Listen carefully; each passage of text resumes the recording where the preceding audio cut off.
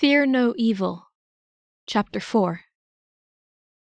Izuku experienced flashes of awareness. Someone forced pills down his throat. This helped with the pain, but made his head muzzy. He'd been strapped to a stretcher. His broken arm had been placed in a cast at some point when he'd been unconscious. A bump made him open his eyes. He was being loaded into a helicopter. No! He couldn't let them put him on a helicopter to who knew where. He went mad, fighting against the straps, but it did him no good. The leather was too tight. His arm screamed with pain. Even as his world spun and blurred, he kept fighting. When he heard the whir of the engine starting, he moaned, knowing it was too late. Are you having a nightmare? Gentle fingers brushed hair off his forehead. He knew that voice. Barros. Where are you taking me? He groaned. Earnestly, Barros said, You're special, so you'll get to stay by the Supreme Leader Flecked Turn's side. It's a great honor. But where is that? At the moment, he's at the front of the helicopter. Barros took Izuku's hand. My instinct about you was even more right than I knew. You'll be the savior of the world. I've been greatly rewarded for finding you. How wonderful for you, Izuku growled. Barros seemed to miss the sarcasm. They let me spend a whole 10 minutes with my mother. It might have been longer if she wasn't being purified. Izuku jolted as he came to a realization. Is Botan your mother? Now that he thought about it, they looked alike. Yes, I haven't been permitted to see her ever since my quirk appeared, Barros sighed wistfully. I understand, of course. I can't spread my disease to her. But if I serve the cause well enough, someday I'm sure they'll allow video calls at least. Izuku couldn't bring himself to say anything sarcastic to that, even though he had strong feelings about the cost of his freedom being a 10-minute visit. You said she was being punished? It's because of me, isn't it? What are they going to do to her? It's not a punishment, silly, Barros laughed. Chosen ones are never punished, just gently guided in the correct direction. They sent her to the Room of Enlightenment to help her. The Room of Enlightenment sounded suspiciously like one of those things that would turn out to be a lot more unpleasant than its name. Izuku felt horrible about letting Botan take the fall for him, but now that she'd already lied, revealing the truth wouldn't help her. In all likelihood, hiding someone who secretly had a quirk was an even worse crime than assisting a failed escape attempt. He remembered her words. If anyone finds out that you have a quirk, they will kill you. Do you miss your mother? Izuku asked. What he really wanted to ask was, why can't you see that this is wrong? Barros was silent for a long moment. I miss her a lot, she whispered. Even when I got to see her, I couldn't touch her. I'm a huge misfortune for her, so they're afraid I might corrupt her purifying power. Izuku? Do you think you can take my curse away so I can hug my mom again? Izuku found nothing funny about this situation, but a hysterical giggle somehow popped out. No, I can't take away quirks. No one can do that. Otherwise, I imagine all of us quirkless would use this mystical ability to stop people from bullying us. He'd said more than he meant to. The drugs must be loosening his tongue. Barros squeezed his uninjured hand. You're the Messiah. Maybe someday after you fully realize your powers, you'll be able to save me. The helicopter hit a patch of turbulence. The stretcher shifted. Izuku screamed in pain. Barros cried out too, seemingly in response to his distress, but he passed out before he could understand her words. After finishing his call with Detective Tsukauchi, Toshinori turned to face his fellow hero and the villain who'd invaded his home. We've got 3 possible locations of Humarise bases. None of the suppliers knew which building is housing the quirkless captives. Aizawa, you need to change into your hero costume. Aizawa nodded and silently left.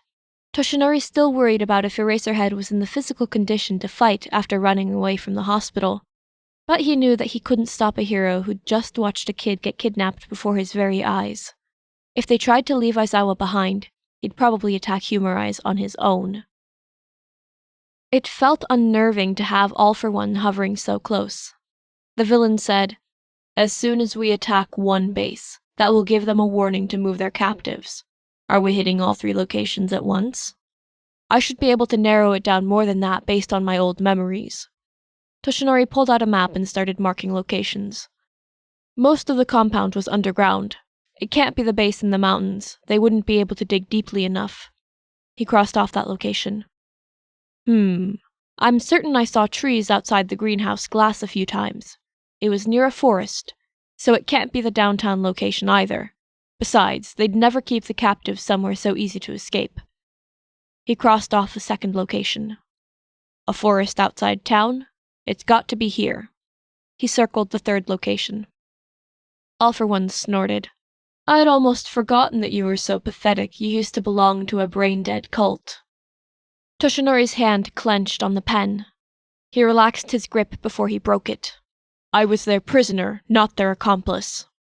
Isn't that even more pathetic? If you were defeated by someone pathetic, then what does that make you? All for One recoiled. You didn't beat me. Our fight was a draw.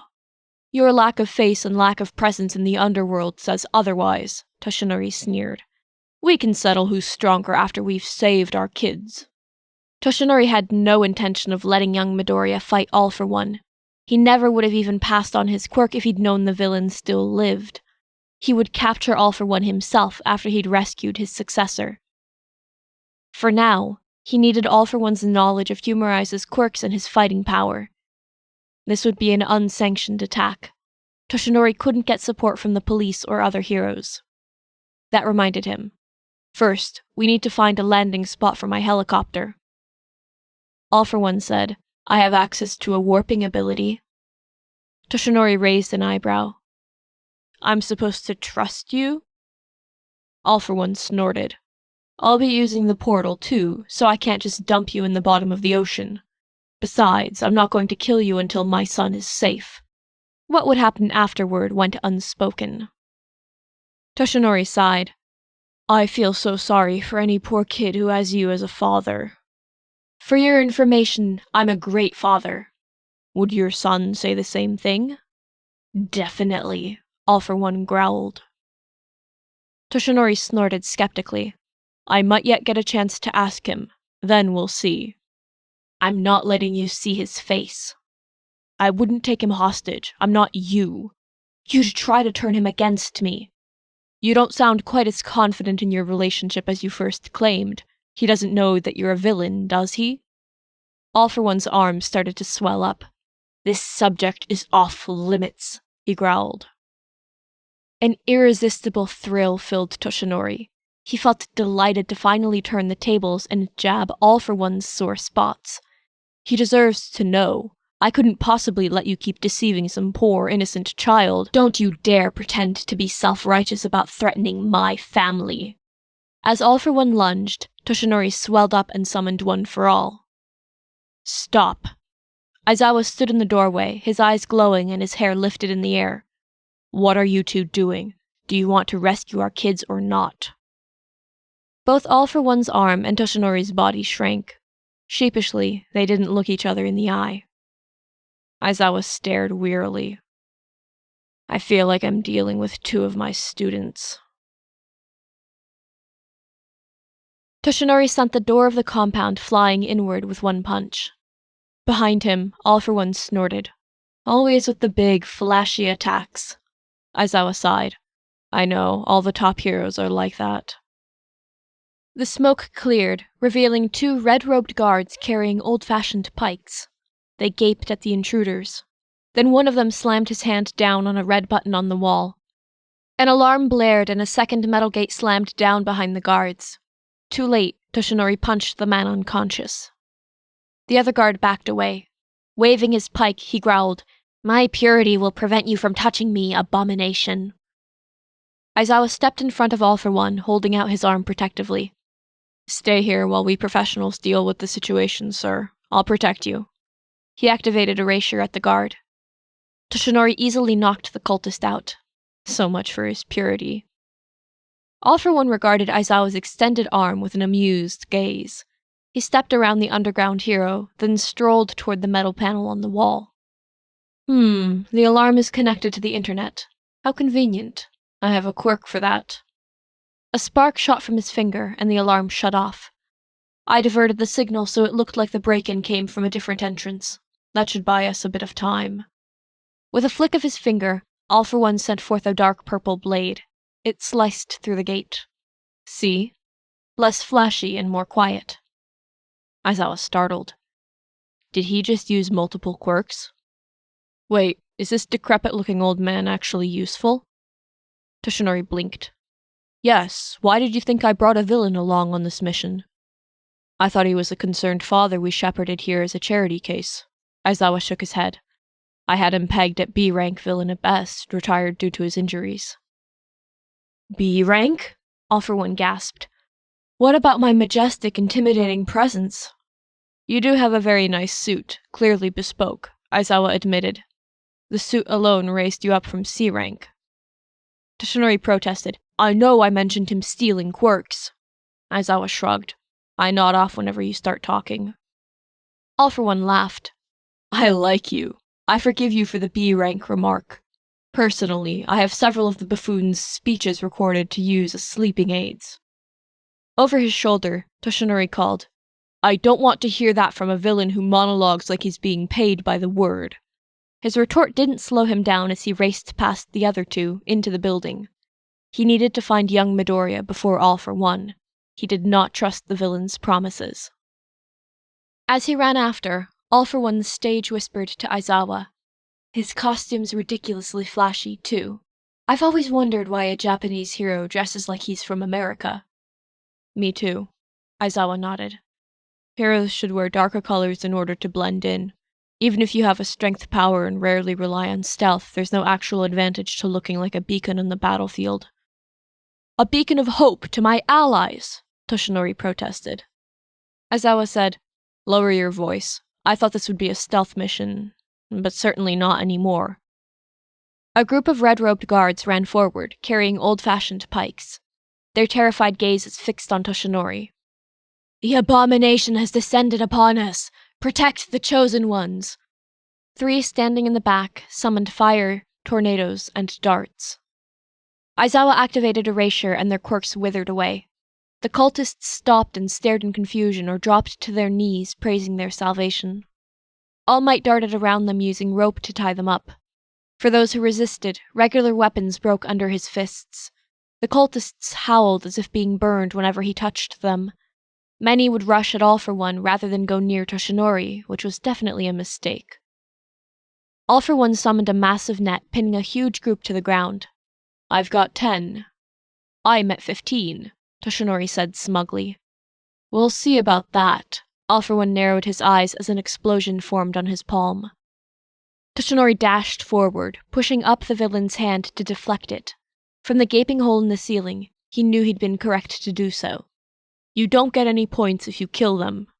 This seemed like an argument more likely to work on a villain than saying it was immoral to kill people, especially enemies so weak they could easily be subdued with minimal injuries. All for One scowled. Why do you make the rules? He tossed an explosion off at Toshinori, but it was barely more than a playful slap. Toshinori let it roll off his chest armor. Aizawa erased before All for One could create another one.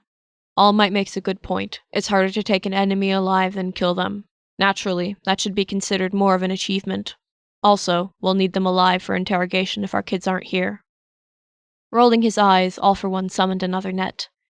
I know your real reason, but since you're right about that last point, I'll play along. More men raced down the corridor, cutting off the conversation.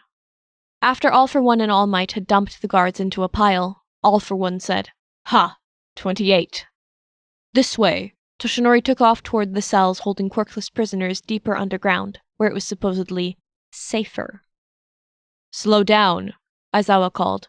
Do you even know where you're going? You're too reckless. Such inconsideration from a so-called hero. All for One clucked his tongue. Here, let me help. He summoned a floating disc that carried Aizawa fast enough to keep up with the two of them. Thank you, Aizawa said. At least someone is a team player. Toshinori barely paid attention, too busy smashing through a wall. The rubble cleared to reveal a burly man wearing a silver mask. His skin turned bright red and his muscles swelled as he cried, Intruders, here is where you die. The abomination will not approach the chosen ones. Aizawa activated erasure. The cultist shrank down with a noise like an aborted fart. Toshinori punched him unconscious. Stop, Aizawa said sharply. Glancing over his shoulder, Toshinori saw All for One had been sneaking up behind him. As Aizawa activated his quirk, the villain's nails shrank back down to normal length. Hey, Toshinori shouted. Were you about to stab me in the back?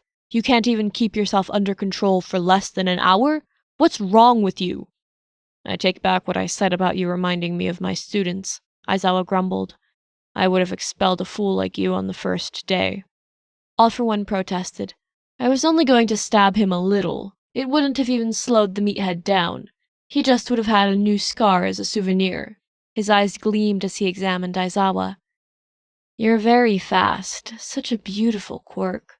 If only I'd been able to obtain it before my alliance with Humarise reached its inevitable end. Aizawa's eyes narrowed. Was that why my attempted kidnapper babbled about taking my ability? You can bet I'm filing away that tidbit for later, villain. The inevitable later was postponed by a dozen more cultists bursting through the door. There were too many of them moving too quickly for Aizawa to erase all at once, but it barely mattered. Between the combined might of All for One and All Might, they were overwhelmed in 30 seconds. Toshinori's greatest challenge was yanking a few people out of the way before All for One maimed them. The last cultist backed away from them, stuttering, Monsters! You can't be human! You're monsters! Plus ultra! Toshinori cried as he punched the man to the floor, putting him out of his misery. All for One rolled his eyes. The more often you say that, the more you make me want to stab you. Aizawa snorted. It is pretty annoying, isn't it? Also very unnecessary to shout in the middle of an infiltration mission. Hey, where are you running off to again? Toshinori stopped since this time no one was following him. He shifted from foot to foot impatiently. I know where they keep the captives. We should get there quickly. This group isn't likely to take hostages because they cast themselves as so-called protectors of the quirkless, but they might try to move them. Aizawa demanded, How do you know where you're going? Do you have a map? You could have shared that with the rest of us. No, I've been here before. A long time ago. It hasn't changed that much. Toshinori knew he ought to give Aizawa a better explanation, but he couldn't bring himself to talk about it. The endless whiteness of these walls and the people in red robes gave him the shivers. Being in this place again made him feel lost, unhappy, and maybe even a little scared. There was no reason to be scared. He was the #1 hero now, not a scared child. But returning here made him feel small again. It felt like he'd voluntarily laid down in his own grave. In a whisper meant to be overheard, All for One said, He got imprisoned by this cult when he was a teenager. He didn't have a quirk back then. Isn't that hilarious? No, that's horrible, Aizawa said. He turned to face Toshinori. I'm sorry that happened to you, and I'm sorry that my careless question led to this asshole revealing your past. That wasn't any of my business. All for One said, Rumor from Humarise said that there was a particular person All Might wanted to find. Someone who helped him escape. But that person died before he could find her. What kind of #1 hero can't save someone? Toshinori's vision went red with fury. He whirled around and lunged at All for One. Don't. Aizawa leapt between them, his hair floating as he activated erasure. I understand how you feel, Toshinori. I promise I'll help you beat this guy up and drag him off to Tartarus after we no longer need him. But we need to find our kids first. Toshinori withdrew, ashamed of his outburst.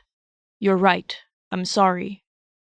All for One mock clutched at his heart, crying, Such betrayal! I thought we were getting along so well, Eraserhead. Where's the love? Aizawa snorted. You just admitted that you ordered a cult to kidnap me in order to steal my quirk. There is no love. All for One shrugged. Fair enough, but can we still insult All Might's costume together? Aizawa said, Of course. It won't stop me from beating what's left of your face into a pulp later. All for One chuckled. I'm going to miss you after you're dead. I've almost experienced what it feels like to have a friend. Maybe I'll resurrect your corpse after I murder you so you can be my undead minion. Leaning over to Toshinori, Aizawa whispered. Is that a joke? Nope. Watch your back around him, Toshinori whispered back. Let's go. The guards located closer to the quirkless fought more ferociously, but it still made no difference. Toshinori's greatest challenge during the last fight had been stopping one idiot who'd tried to fall on his own pike out of misguided fanaticism. I'm at 55, All for One said, flush with triumph as they ran down the hallway. Toshinori growled. I got 54. Wait, you have 54 too? I was counting. Aizawa agreed. His score is 54. He's inflating his count. Judge Aizawa has made his ruling, Toshinori smirked. Perhaps there's a chance for a few more to break the tie. All for One's gaze fixed on the barricaded room ahead where the quirkless had likely been gathered together. He shot past the two heroes and smashed his way through the door. Swearing under his breath, Toshinori ran after. Promise or no promise, he didn't want All for One to find Izuku first. What if the villain recognized the power of One for All inside the new wielder? This room had once been a cafeteria. The white-robed quirkless cowered under the tables. Some looked frightened and others looked dazed. At a glance, Toshinori estimated 20 to 30 of them. He heard whispers of, "It's the abomination," and stares at him. All for One raced down the hall, yanked the tables aside. He's not here, the villain cried. He swore under his breath. Unfortunately, Toshinori could already tell Izuku wasn't present either. Everyone was too old. Aizawa approached him. I don't see my kid. I don't see any children here at all. Weren't you both looking for middle school boys too? That's probably why, Toshinori said glumly. Humarise keeps the youngest quirkless, who they consider most valuable, in a specially protected fortress located somewhere in Europe. We broke so many rules because we were trying to find the kids before they were moved out of the country.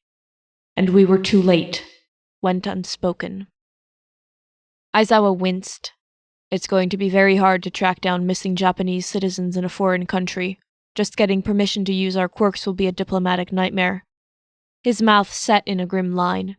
But if we go in without official support, I have no idea where to even begin looking in Europe. Toshinori put a hand on the other hero's shoulder. It's not over yet. I have many contacts abroad, people who owe me favors. He was talking to himself as much as Aizawa, fighting against the leaden feeling of fear deep in his stomach. Young Midoriya would survive until Toshinori could find him. He had to. He was a strong kid. An older man slowly got to his feet. He stared at Toshinori with watery eyes. You finally came? The heroes came for us? I'd given up hope that I'd ever get out of here. Toshinori forced his lips into his standard reassuring smile. Yes, we're here to rescue you. A portly woman grabbed the man by the shoulder and dragged him backwards. You can't go near them. They're tainted. I know you. All for One whirled around. His teeth gleamed in a twisted smile. Yes, I took your quirk. That means you're not a prisoner. You're in charge. He leapt forward and pinned the woman to the wall. Did you see a 14-year-old boy? Tell me where they took him or I'll break your neck. I haven't seen any children, the woman gurgled as All for One dug his forearm deeper into her throat. Her feet dangled, helpless. But someone very important came here in a helicopter. They left just a few hours ago. Stop! Toshinori yanked All for One off the woman. All for One whirled around. His scarred face had warped into something twisted and inhuman. The air around him crackled. Everyone in the room screamed and collapsed to the floor. Except Aizawa, his hair lifted and his eyes glowing. He growled, We need to bring in the police for a formal interrogation. They have a detective who can detect lies. If a helicopter left this country, there should be flight plans. You're only delaying our investigation with this foolishness. Yes, they must have bribed someone for permission to fly to Europe. We need to find out who. All for One's voice was suddenly calm again, as if he hadn't been seconds from slaughtering everyone in this room. I'll put my people on it at once. Toshinori exhaled, then reached for his phone to contact the police. Even as he texted his people with instructions, Hisashi carefully watched as each quirkless person was taken out of the compound and given blankets by the police. His infrared vision examined each one. But he already knew that his son wasn't among this group. Only an irrational part of him couldn't quite give up hope. Some had to be dragged out. It certainly was going to be a lot of work for the local authorities to figure out who had Stockholm Syndrome and who'd been working with the cult willingly. Hisashi could help them with that, since he knew he'd removed quirks from some of these people. Those he took quirks from were never considered as pure as those born quirkless, but they could live among and look after the chosen ones. However, Hisashi wasn't in the mood to be helpful. His son was still gone, therefore Hisashi was in the mood to go on a murderous rampage across Japan. The only thing stopping him was that Izuku almost certainly wasn't in Japan. Hisashi had been so desperate to find Izuku before he could be removed from the country that he'd even lowered himself to ally with All Might, and he still hadn't been fast enough. He'd just missed his son by a few hours. It burned. Hisashi forced the pressure in his hand to release before he broke another phone. All Might wasn't the only one with foreign contacts. He would turn the entire might of organized crime across Europe to hunting those damned Humarise rats back to their lair. And when he found out who had told Humarise about Izuku, oh, he'd take his time killing that one. Almost as slowly as he'd kill whichever cultist had been responsible for capturing his son. All Might lurked disturbingly close, probably watching him to make certain he didn't try to kidnap someone to take back to his lab and torture for information. It was irritating because Hisashi had, in fact, been considering doing that. He snapped, "You shouldn't have stopped me. I wasn't done getting information from that woman. Don't you want to save your successor?" Hisashi felt at least a small amount of satisfaction that All Might's successor and whatever wretched child had stopped him from obtaining erasure also remained missing. That way, he could still keep using both heroes. Also, he hadn't eliminated the possibility of kidnapping All Might's successor later to torture his quirk out of him if given an opportunity. "That's not the right way," All Might said coldly. "It wouldn't even serve any purpose except to vent your rage. You know how Humarise operates. Information is kept strictly need to know. No one here knows the location of even one other base, much less their most closely guarded fortress." Hisashi knew this to be true, and it infuriated him. We need every small clue we can get. The police are better suited to that than your brute force intimidation. Threaten a bunch of people with torture for information they don't even know, and they'll probably just lie to you. All Might glanced at his phone and got off one last parting shot.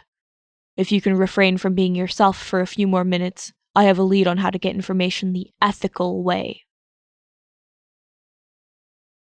Toshinori met Detective Tsukauchi in the hallway outside the interrogation room. "Did we find enough scandal to save your career?" "That's hardly my biggest concern at the moment, but yes. This was beyond anything I could ever imagine." Tsukauchi looked shell-shocked. "We've been investigating the disappearances of those we found, and it's definite that high-level police officers were involved in covering up the kidnappings.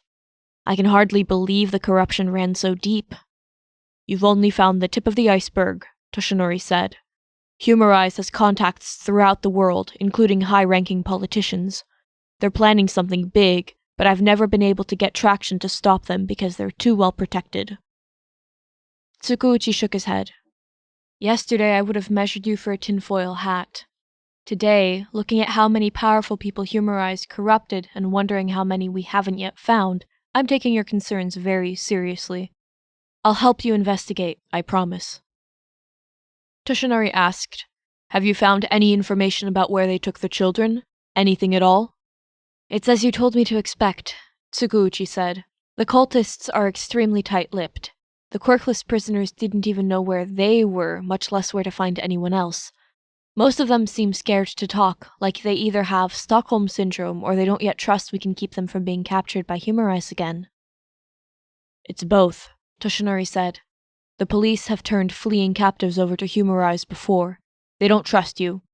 Who's the person you mentioned, the one you identified as most likely to talk?" We found a quirkless, green-haired woman locked up in this horrifically creepy room. Toshinori nodded. The Room of Enlightenment. Tsukuuchi shuddered. That's not what I would have called it. I would have called it the Room of, I think that's probably a war crime.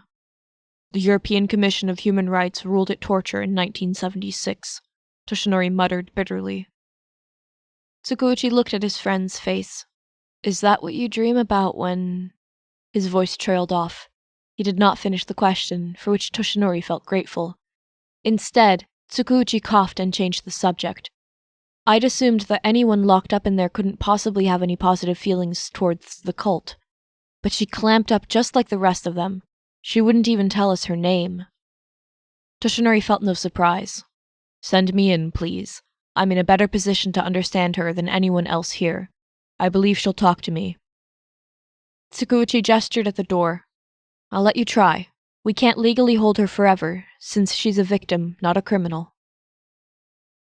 Toshinori entered the interrogation room. A middle-aged woman with mint green hair stared at her hands. Water dripped down from her hair to soak her collar. Someone had given her a prison uniform. Toshinori assumed that had likely been a kindness, since he'd wanted to never touch one of those damn robes again the minute he'd escaped. She didn't move as he sat down across from her at the metal table. She barely even blinked. Toshinori asked, What's your name? I'm Toshinori Yagi. She didn't reply. Toshinori said, I joined Humarise willingly when I was a teenager. They told me they were a quirkless support group. They promised me job training. They lied about a lot of things, but even so, I used to wonder if I deserved everything I got because I'd stupidly joined a cult.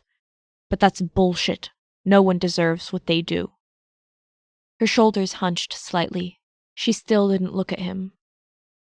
He continued, After I escaped, I became a professional hero. I've dedicated my life to stopping them and saving their prisoners.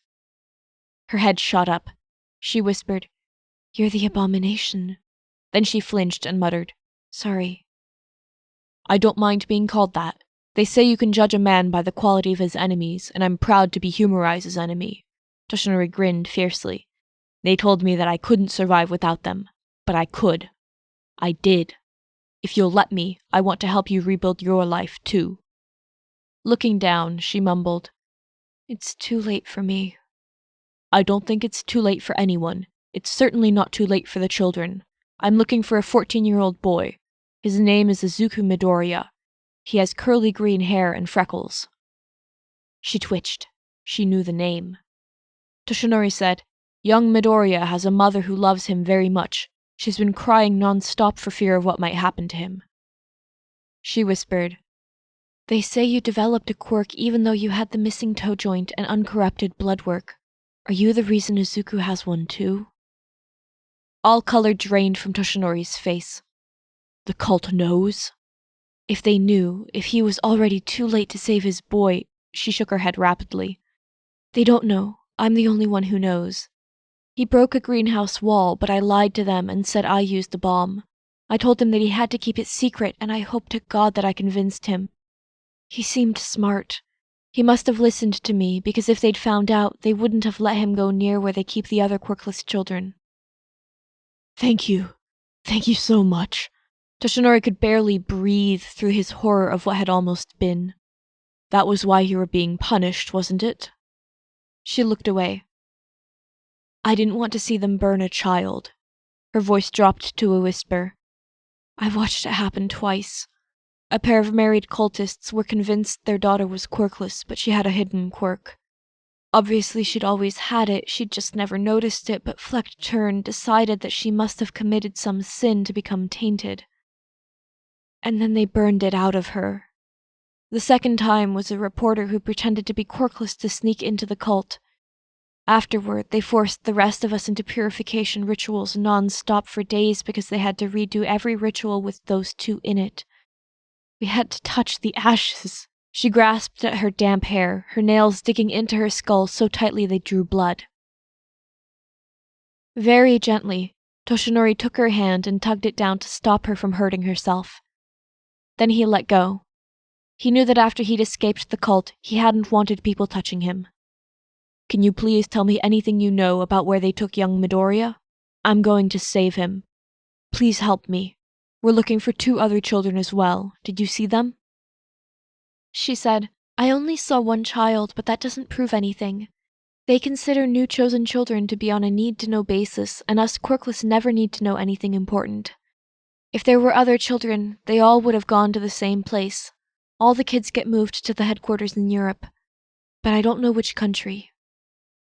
Just to confirm what they already knew, Toshinori asked, "The helicopter left a few hours before we arrived?"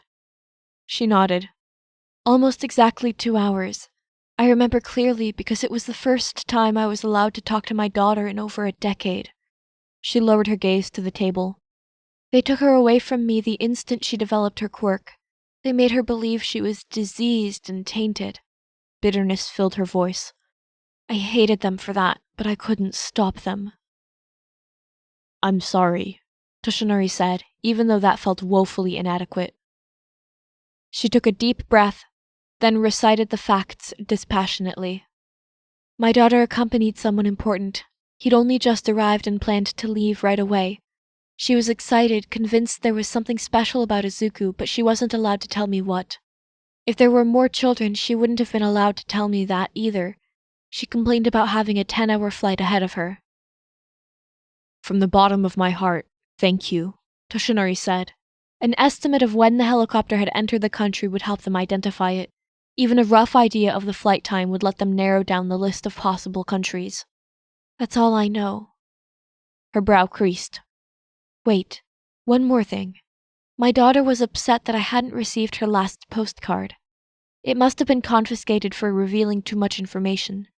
Humarise is insanely paranoid. They could have deemed it a security risk for a harmless reason.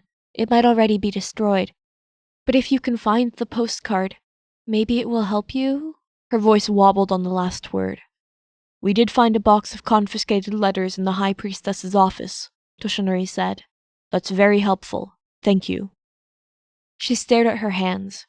"Please don't tell anyone that I talked to you. I'll get in trouble when Humarise takes us again."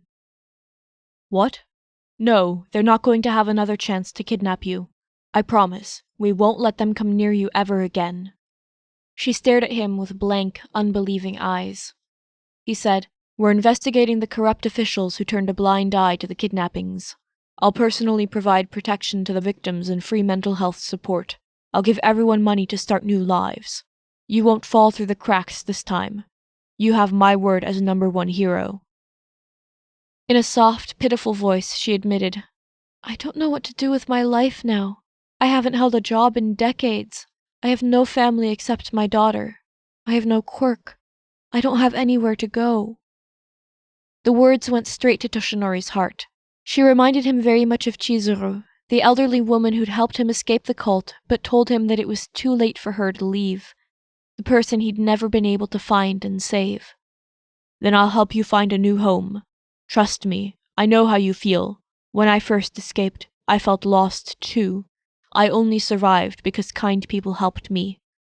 Toshinori smiled wistfully, remembering Nana and Torino. "That boy you protected, Izuku Midoriya, is very dear to me. I owe you a debt. If there's anything I can do for you, anything at all, then please tell me." He waited. Her shoulders shook. She rubbed a hand across her face, visibly composing herself. Finally, she said, "My name is Botan Yamada." She stumbled over her last name as if it was unfamiliar to her. "My daughter's name is Barros. Because she has a strong quirk, Humarise recruited her as one of their enforcers. She carries out their most important missions and protects their most valuable treasures. If you go looking for Izuku, then you'll have to fight her. At that time, please remember that she was taken as a little girl and brainwashed. The one to blame is her incompetent mother who failed to protect her." Botan's shoulders shook with sobs. "Please don't hurt her. At least, not more than you absolutely have to. Please." Toshinori craned his neck down so he could look the much shorter woman directly in the eyes. "I promise. I'm going to find your daughter, bring her back to you, personally find her the best lawyer to defend her, and get her brainwashing deprogramming. I give you my solemn word." Botan buried her face in her hands and silently wept. He did not think she believed him, but she wanted to, and he would keep his promise no matter what. After delivering his report to Detective Tsukuuchi, Toshinori ducked into an empty interrogation room and scrolled through his phone. He'd taken pictures of everything the police had taken away, being fully aware that evidence against Humarise had a tendency to disappear. He found the letters. Most of them were written by quirkless captives to their families. Letters Humarise had promised to send, but never did. Barros's postcard read, Dear Mom, after my last mission, I drove by a sinfully large and gaudy church on my way back to headquarters. Although it was an abomination that shall be burned down in the New World, it had very pretty flowers. The rhododendrons were in full bloom. You told me that you missed seeing outdoor gardens, so I'm sending you a postcard with a picture. I know I shouldn't set foot in a heretical place of worship, but I thought the gift shop would be okay. I shoplifted the postcard, so I did not give the vile sinners any money. Humarise needs every last coin to save the world. I also stole a water bottle, but the bloodstains in my trunk do not seem to be coming out. I will try harder. I am doing my best to aid our glorious cause so that you won't be ashamed of having given birth to me. Love, Barros. A feeling of sadness filled Toshinori. He swiped to the picture side of the postcard. The image showed a beautiful church surrounded by a garden with the caption, National Cathedral of Otheon. He immediately understood why this had been confiscated. Humarise's headquarters were almost certainly somewhere in the country of Otheon. His fist clenched in triumph. Toshinori wavered on if he should share his pictures of the postcard with Botan or if they'd only cause her more pain. Eventually, he decided to pass them along with a warning that she might want to wait to look at them until in the presence of a psychiatrist. First, he'd need to set her up with a phone to receive pictures, then the aforementioned psychiatrist. He texted rapidly, sending orders to his lawyers and charitable outreach team to look after all the quirkless. Since he had no good way of distinguishing between captives and accomplices, he would help everyone for now. The courts would be in charge of sorting people out. For now, he'd rather offer money to someone guilty than accidentally miss an innocent person who'd been brainwashed. He also assigned an employee to investigate the well-being of the children of imprisoned cult members. He feared the system would likely be biased against them. Detective Tsukuuchi knocked on the door, then entered. I created a list of possible countries within about 10 hours from Japan, then narrowed it down based on the flight plans of private helicopters that left Japan around the right time. He handed over a paper. Thank you, Toshinori said, scanning the list. Otheon was the third down. The flight plan even had the destination city of the helicopter. Humarise had likely built their headquarters in a more isolated location, but this was a good place to start. He sighed in a mixture of relief and victory. Tsukuuchi continued, I'll fill out the paperwork requesting permission for you to carry out a search and rescue in those countries. Although Toshinori nodded, he had no intention of waiting for paperwork. He did not tell Tsukuuchi about his lead. He didn't want to get his old friend into even more trouble. Young Midoriya couldn't afford to wait for him to get legal permission for a rescue mission. He knew the other two felt just as strongly as him. Even if it meant going it alone, they would leave at once. End of Chapter 4.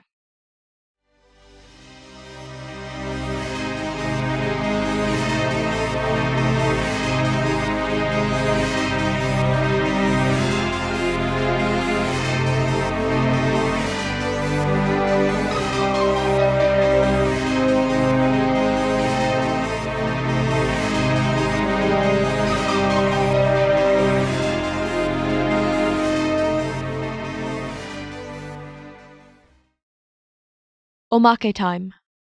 Omake, marital strife. Inko. Dear, are you still unable to come back home? Our son is missing and the police won't even look for him, and now All Might says he's been taken out of Japan. Hisashi. Sorry, but I need to take care of this cult who I helped rise to power before they kidnapped our son. Inko. The cult you helped rise to power? Hisashi. Inko. Where's their location? I'll come to you, and I'll bring my best knives. Omake. Suspicions. Aizawa. How do you know so much about this cult? All Might. Trauma. Omake. All Might only has one quirk to give, but guess who has more? All for One, surveying the former Humarise captives. Okay, who wants a free quirk? I'm not normally this nice, but Humarise has very thoroughly pissed me off. I'll let you all have something small that you can pass off as a hidden quirk. I only ask that you owe me a small favor. All Might. Ahem. All for One. Fine, it's free if you let me take a video to send to Flecked Turn. Omake. The perils of being a Shadow Demon King. All for One. You mistook me for a B-rank villain? I knock out heroes with my mere presence. Aizawa. Snoring. All for One. Admittedly, it doesn't work if they're already asleep. What about the first time I nearly got in a fight with All Might? Didn't that give you a subtle clue about my proper league? Aizawa. I just thought that made you stupid. Omake. The All for Ones Club. Other All for Ones from my other AUs. You let someone else vault your son? What kind of loser are you? Hisashi. I heard at least one of you got adopted by All Might, so maybe you should shut up and pour me a drink. Podfic's notes. We finally get to see Aizawa and All for One and All Might getting into trouble here. One thing I really like about this chapter is sort of the reveal of All Might's backstory and experiences with Humarise to Aizawa. And I especially like how Aizawa handles that.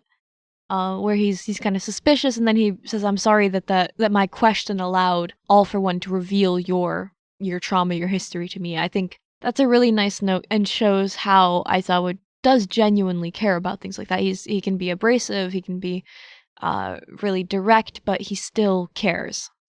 The other thing that makes me crack up is when All for One and All Might nearly get into a fight talking about how, like, their successor versus son situation, where All Might kind of digs at All for One about, does your son even know you're a villain? Like, maybe I'll have to make sure he's okay, that sort of thing. And all I'm imagining is Hisashi's, like, running in his brain the scenario of Izuku Midoriya meeting All Might and knowing that in Izuku's, like, rankings, that All Might would definitely come out on top. Like, Izuku #1 All Might fanboy forever, and Hisashi knows that. He probably does not care for it, but he would know that. And so that internal calculus being like, oh man, I have to make sure that Izuku and All Might never meet. Not just because he doesn't want Izuku's identity to be known, but also because he knows how Izuku would react to meeting All Might in the flesh, rescuing him, that sort of thing. So I love this chapter for that. Thanks for joining.